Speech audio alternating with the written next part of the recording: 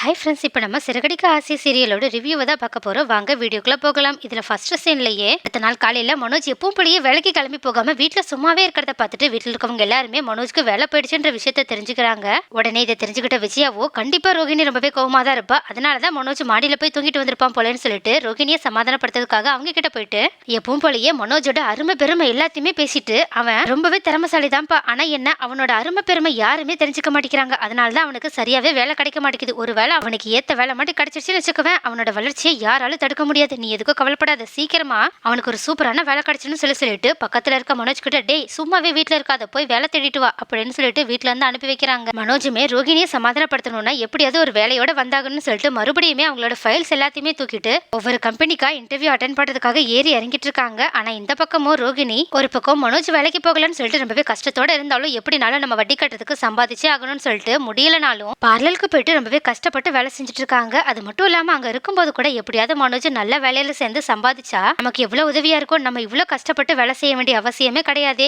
ஏன் இந்த மனோஜ் இப்படி இருக்கான்னு சொல்லிட்டு ரொம்பவே வருத்தப்பட்டுட்டு அன்னைக்கு ஃபுல்லா நல்லா ஹார்டா வேலை செஞ்சுட்டு வீட்டுக்கு கிளம்பி வராங்க. ஆனா வீட்டுக்கு வந்ததுக்கு அப்புறமா மனோஜ் வந்துட்டாங்களான்னு சொல்லிட்டு கேட்கும்போது மனோஜ் இன்னும் வரல, கண்டிப்பா வேலையோட தான் வருவான்னு நினைக்கிறேன்னு சொல்லிட்டு விஜயா சொன்னதை கேட்ட ரோகிணியும் மனோஜ் ஒரு வேலையோட வந்துருவாங்களா, அதனாலதான் இவ்வளவு லேட்டா வராங்களான்னு சொல்லிட்டு மனோஜ் வர்றதுக்காக ரொம்ப நேரம் வெயிட் பண்ணிட்டு இருக்காங்க. அதுக்கப்புறமா ரொம்ப நேரம் கழிச்சு வீட்டுக்கு வந்த மனோஜோ ரொம்பவே டயர்டா உட்காந்துருக்காங்க. அப்போ அதை பாக்குற ரோகிணியோ எதுவுமே சொல்லாம பக்கத்துல போய் நிக்கவே இதை புரிஞ்சுக்கிட்ட விஜயாவோ மனோஜ் கிட்ட, என்னடா உனக்கு வேலை கிடைச்சிருச்சுன்னு சொல்லி கேட்காதுக்கு மனோஜோ வேலை கிடைச்ச மாதிரி தான் அப்படின்னு சொல்லிட்டு இருக்காங்க. உடனே இதை கேட்ட ரோகிணியோ வேலை கிடைச்ச மாதிரி தானா, என்ன அர்த்தம் அப்படின்னு சொல்லி கேட்காதுக்கு மனோஜோ, இல்ல ஒரு 16 லட்சம் மட்டும் கட்டினா கண்டிப்பா எனக்கு அந்த வேலையை கொடுத்துறேன்னு சொன்னாங்க. வேலை வேற ரொம்பவே நல்ல வேலை, அதனால எப்படியாவது நம்மளால பணத்தை கட்ட முடியுமான்னு சொல்லி கேட்டுட்டு இருக்காங்க. உடனே இதை கேட்டுட்டு ரோகிணி செம்ம ஷாக்கோட நின்றுட்டு இருக்காங்க. ஆனா கரெக்டான நேரத்துல அங்க இருந்த முத்துவும் சரி அண்ணாமலையும் சரி இவனுக்கு வேற வேலையே இல்லைன்னு சொல்லிட்டு பாத்துட்டு இருக்காங்க. அது மட்டும் இல்லாம முத்துவோ ஏற்கனவே இவன் நம்ம வீட்டுல இருந்து எவ்வளவு பணத்தை எடுத்துட்டு போயிட்டு ஏமாந்துட்டு வந்ததுதான் மிச்சம். அது மட்டும் இல்லாம இப்ப வேற 16 லட்சம் கேட்கறான். ஆனா எனக்கு ஒண்ணு மட்டும் புரியல, இவ எந்த தைரியத்துல நம்ம கிட்ட வந்து இவ்வளவு பணத்தை கேட்டுட்டு இருக்கான் அப்படின்னு சொல்லிட்டு உட்கார்ந்துட்டு இருக்க மனோஜ் கிட்ட, டே மனோஜ் உங்ககிட்ட நான் அப்பவே சொன்னேன், இந்த மாதிரி வேலைக்கெல்லாம் ட்ரை பண்ணிட்டு டைம் வேஸ்ட் பண்ணாம பேசாம மீனாவோட பூக்கடைக்கு பக்கத்துலயே ஒரு அயன் கடை நேரம் போட்டிருந்தனா கை நிறைய நீ சம்பாதிச்சிருக்கலாம். ஆனா இப்ப பாரு 16 லட்சம் வேணும்னு சொல்லிட்டு இப்படி ஏதோ கஷ்டப்பட்டு உழைச்சிட்டு வந்த மாதிரி சோஃபால உட்காந்து கேட்டுட்டு இருக்கான்னு சொல்லி சொல்றாங்க. உடனே இதை கேட்ட விஜயாவோ முத்துவோட வாய் அடைக்கிறதுக்காக, டே சும்மா இருடா, அவனே ஏற்கனவே டயர்டா வந்திருக்கான், அது மட்டும் இல்லாம 14 லட்சம் கட்டினா கண்டிப்பா வேலை கிடைச்சிருன்னு சொல்றான்ல, ஒரு வேலை அந்த வேலையில சேர்ந்ததுக்கு அப்புறமா அவனுக்கு நிறைய சம்பளம் கிடைக்குமோ என்னமோ, அதுல இருந்து நம்மளோட பணம் எல்லாத்தையுமே திருப்பி வாங்கிடலாம்ல, அது மட்டும் இல்லாம ஏற்கனவே கடன் வாங்கியாவது நம்ம பேசாம மனோஜ் அந்த வேலையில சேர்த்து விட்டுலாம்னு சொல்லி கேட்டுட்டு இருக்காங்க அண்ணாமலை கிட்ட. ஆனா அண்ணாமலையோ, உனக்கு என்ன பைத்தியம் பிடிச்சிருச்சா,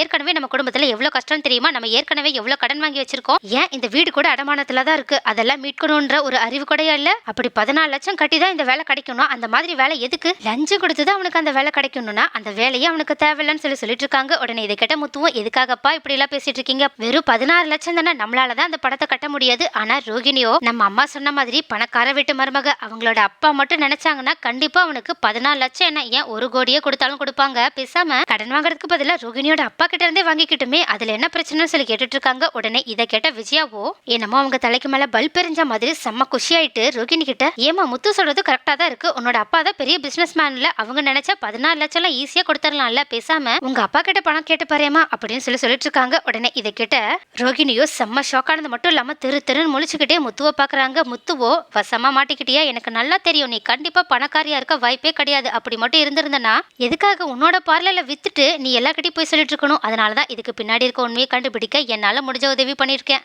அப்படின்னு சொல்லிட்டு ரொம்பவே நக்கலா ரோகிணியை பார்த்து சிரிச்சிட்டு இருக்காங்க. ஆனா ரோகிணியோ இந்த பிரச்சனையில இருந்து எப்படிடா தப்பிக்கிறதுன்னு தெரியாம எப்படியாவது அந்த சூழ்நிலையை சமாளிக்கணும்ன்ற காரணத்துக்காக விஜயா கிட்ட, சரிங்க ஆண்டி நான் எங்க அப்பா கிட்ட கேட்டு பார்த்துட்டு அப்புறமா உங்ககிட்ட சொல்றேன்னு சொல்லிட்டு அங்க இருந்து கிளம்பி போறாங்க. உடனே விஜயாவும் மைண்டுக்குள்ளேயே கண்டிப்பா ரோகிணியை அவங்க அப்பா கிட்ட இருந்து பணத்தை வாங்கி கொடுத்துருவா, அதுக்கப்புறம் நம்மளோட பையனுக்கு ஒரு நல்ல சூப்பரான வேலை கிடைச்சிருன்னு சொல்லிட்டு செம்மையா யோசிச்சு பார்த்துட்டு இருக்காங்க. ஆனா இந்த பக்கம் ரூமுக்கு போன ரோகிணியோ, ஐயோ இந்த பணத்துக்கு இப்ப என்ன பண்றதுன்னு தெரியலன்னு சொல்லிட்டு இந்த மனோஜ் எல்லாம் தனக்கு எப்பவுமே பிரச்சனைன்னு கடுப்பாகிட்டு உடனடியே அவங்களோட வீட்டை விட்டு கிளம்பி அவங்களோட ஃப்ரெண்டு வீட்டுக்கு போயிட்டு நடந்த எல்லா விஷயத்தையுமே சொல்லி புலம்ப ஆரம்பிக்கிறாங்க. அது மட்டும் இல்லாம இப்ப எங்கேயாவது ஒரு 14 லட்சம் கடன் வாங்க முடியுமான்னு சொல்லி கேட்டுட்டு இருக்காங்க. உடனே ரோகிணி இப்படி சொன்னது கேட்ட அவங்களோட ஃப்ரெண்டும், ஏண்டி உனக்கு பைத்தியமா பிடிச்சிருக்கு, 16 லட்சம் நான் என்ன சும்மாவா, ஏற்கனவே அந்த சிட்டி கிட்ட 2 லட்சம் பணம் வாங்கிட்டு நீ படுற கஷ்டம் உனக்கு போதாதா, 14 லட்சமும் வாங்கிட்டு அதுக்கு வட்டி கட்டியே உன்னோட வாழ்நாள் ஃபுல்லா போக போகுது, அதனால உருப்படியா வீட்டுல ஏதாவது சொல்லி சமாளிக்க பாரு, அப்படி இல்லனா எந்த பிரச்சனை நடந்தாலும் உன்னை பத்தின உண்மையை சொல்லிடலான்னு சொல்லிட்டு ஓப்பனா சொல்லிடு, அதுக்கப்புறம் வர பிரச்சனைய சமாளிச்சுக்கலாம், ஏன்னா இந்த பிரச்சனையை விட அந்த பிரச்சனை பிரச்சனை கம்மியா தான் இருக்கும்னு தோணுதுன்னு சொல்றாங்க.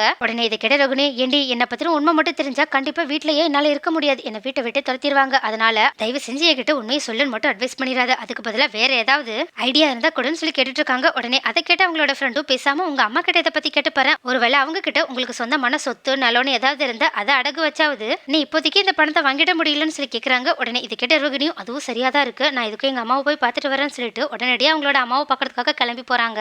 ஆனா இன்னொரு பக்கமும் கிறிஷும் அவங்களோட அம்மாவும் ரோட்ல போறத பார்த்து அந்த பக்கமா ஆட்டோல போயிட்டு இருந்த முத்துவோ ஆட்டோவை உடனடியாக நிறுத்துறது மட்டும் இல்லாம அவங்க கிட்ட ரொம்பவே சந்தோஷமா பேசிட்டு அவங்கள வீட்லயுமே கொண்டு போய் விட்டுட்டு அவங்க வீட்லயே கொஞ்ச நேரம் கிறிஷ் கூட முத்து விளையாண்டுட்டு இருக்காங்க. ஆனா இது தெரியாம கரெக்டா அங்க வந்த ரோகிணியோ முத்து இருக்காங்கன்னு சொல்லிட்டு கொஞ்சம் கூட தெரியாததுனால அம்மா அம்மான்னு சொல்லிட்டு உள்ள வராங்க. அப்போ இந்த சவுண்ட கேட்ட முத்துவோ, என்ன அந்த ஃப்ராட் ரோகிணியோட வாய்ஸ் மாதிரி இருக்குன்னு சொல்லிட்டு உடனடியா பாக்கலாம்னு சொல்லிட்டு வெளியே வரலான்னு கிளம்பும் போது கிறிஸ் திடீர்னு விளையாண்டுட்டு இருக்கும்போது தடுக்கி கீழே விழுந்துடுறாங்க. உடனே முத்து அவங்கள தூக்கி வரதுக்காக போயிடுறாங்க. இந்த நேரத்துல இதுதான் சாக்குன்னு சொல்லிட்டு உடனடியா ரோகிணியோட குரலை கேட்டுட்டு பதட்டத்தோட வெளியே வந்த அவங்களோட அம்மாவோ, உள்ள முத்து இருக்கான், தயவு செஞ்சு இங்க இருந்து போ, எதுவா இருந்தாலும் போன்ல பேசிக்கலாம்னு சொல்லிட்டு அங்க இருந்து ரோகிணி அனுப்பி வைக்கிறாங்க. ரோகிணியுமே அந்த முத்து இங்கதான் இருக்கானு சொல்லிட்டு ரொம்பவே பதட்டத்தோட அங்க இருந்து உடனடியா கிளம்பி போயிட்டு இருக்காங்க. ஆனா கொஞ்ச நேரம் கழிச்சு வெளியே வந்த முத்துவோ ரோகிணி போயிட்டு இருக்கத பின்னாடி இருந்து பாத்துறாங்க. அது மட்டும் இல்லாம ரோகிணி ரொம்ப தூரம் போயிட்டனால பின்னாடி இருந்து பார்த்த முத்துவோ அது ரோகிணியா என்னன்னு சொல்லிட்டு கொஞ்சம் சந்தேகத்தோட தான் பாக்குறாங்க. ஆனா உள்ள வந்த ரோகிணியோட அம்மாவும் முத்துக்கிட்ட, என்னப்பா தம்பி வெளியே வந்து நிக்கிறீங்கன்னு சொல்லிட்டு தெரியாத மாதிரி கேக்குறாங்க. அதுக்கு முத்துவோ, இல்ல யாரோ வந்து கூப்பிட்ட மாதிரி இருந்துச்சுன்னு சொல்லி கேட்க, அதுக்கு ரோகிணியோட அம்மாவும், இல்ல யாரோ அட்ரஸ் தெரியாம வந்துட்டாங்க, அதனாலதான் அவங்க கிட்ட பேசி அனுப்பி வச்சுன்னு சொல்றாங்க. ஆனா ரோகிணியோட அம்மா திரு முழிக்கிறத பார்த்த முத்துவோ ஏதோ ஒண்ணு இவங்க மறைக்கிற மாதிரி தெரியுதுன்னு சொல்லிட்டு சந்தேகத்தோட உள்ள வராங்க. ஆனா அப்போ கிறிஷ் யாருக்குமே தெரியாம அவங்க அம்மா ரோகிணியோட கல்யாண போட்டோவை ஒளிச்சு வச்சிருக்க இடத்துக்கு போயிட்டு தெரியாதனமா அந்த போட்டோவை பார்த்தது மட்டும் இல்லாம கல்யாணி அத்தையை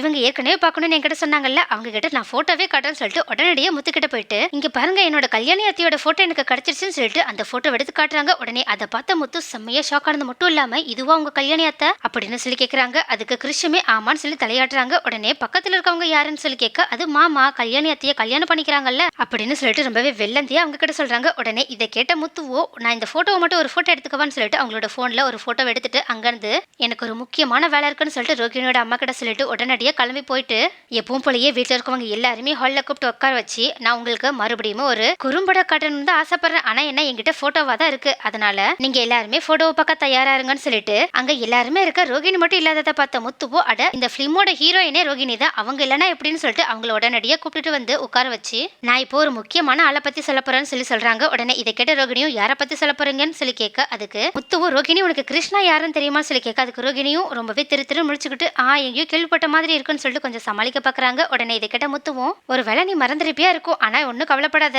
நான் இப்ப காட்டுற போட்டோவை பார்த்ததுக்கு அப்புறமா அவன் யாருன்னு உனக்கு ஞாபகம் வந்துடும், ஏன்னா அவனோட கல்யாணி அத்தையை பத்தி தான் நான் இப்ப சொல்ல போறேன்னு சொல்றாங்க. உடனே இதை கேட்ட ரோகிணி செம்ம ஷாக்கோட முத்துவை பாக்குறாங்க. ஆனா விஜயாவோ, ஏண்டா கிருஷ்ணா யாருன்னே ரோகிணிக்கு தெரியாதுன்னு சொல்றா, நீ என்னடானா கிறுக்குத்தனமா அவனோட அத்தையை எங்க கிட்ட காட்டுறேன்னு சொல்லிட்டு இருக்க, உனக்கு என்னதான் பிரச்சனை சொல்லி கேக்குறாங்க. உடனே முத்துவோ, இதை பாத்தீங்கன்னா கண்டிப்பா உங்களுக்கு எல்லாமே கிளியர் ஆயிடும் சொல்லிட்டு அந்த போட்டோவை டிவிலேயே போட்டு காட்டலான்னு சொல்லிட்டு அங்கிருந்து போறாங்க. இதை பாக்குற ரோகிணியோ செம்ம பயத்தோட உட்காந்துருக்காங்க. நெக்ஸ்ட் என்ன நடக்கும், முத்து ரோகிணியை பத்தின மிகப்பெரிய உண்மையை கண்டுபிடிச்சது மட்டும் இல்லாம அதை எல்லாரும் முன்னாடியுமே வெளியவும் கொண்டு வர போறாங்க. ஒருவேளை இந்த உண்மை மட்டும் தெரிஞ்சா ரோகிணியோட நிலைமை தான் என்ன ஆகும், மனோஜ் ரோகிணியை பத்தி என்னதான் யோசிப்பாங்க, விஜயாவுக்கு மட்டும் இந்த உண்மை தெரிஞ்சா அவங்களோட ரியாக்ஷன் என்னவா தான் இருக்கும், இது எல்லாத்தையுமே நெக்ஸ்ட் வீடியோல பார்க்கலாம்.